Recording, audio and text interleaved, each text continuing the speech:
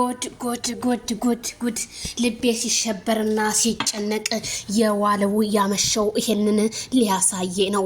ፍቅር በአደባባይ ማይክል ጃክሰንን ጾታዊ ጥቃት አልጋ ላይ እንዳደረገችበት ከሆቴሉ ተያዘ። ጉድ ነው ዘንድሮ። ማይክል ጃክሰን ግን ባልጠበቅኩት ነገር ግራ የተገባሁት ነገር ምን እንደምል አላቅም። መጨረሻዬን አሳምርልኝ እንጂ መጀመሪያማ ምን ያረጋል የሚባል አባባል አለ።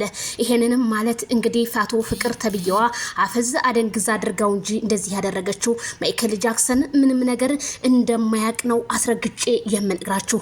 ማይክል ጃክሰን ከዚች ከሴትዮ ጋር ከገጠምክ ጀምሮ እኔም መቼና እንዴት የሚለው ትናንትና እንዴት ልታገኝ ቻለች ሴትዮ አንተን ለማስጠቆር የሰራችው ሴራና ትናንትና አልፈልግህም ብላ የሄደ ሴትዮ ዛሬ በህይወት ገብታ የህይወትን ገጠመኞችን በአዲስ ልታስጀምር እንደሆነ 2019 ይሄ ከዝሙት ምንም አይተላለፍም።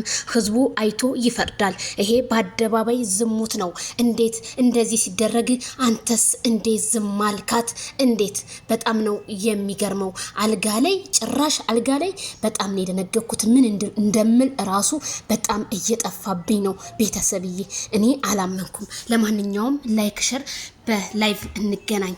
በጣም አም ሶሪ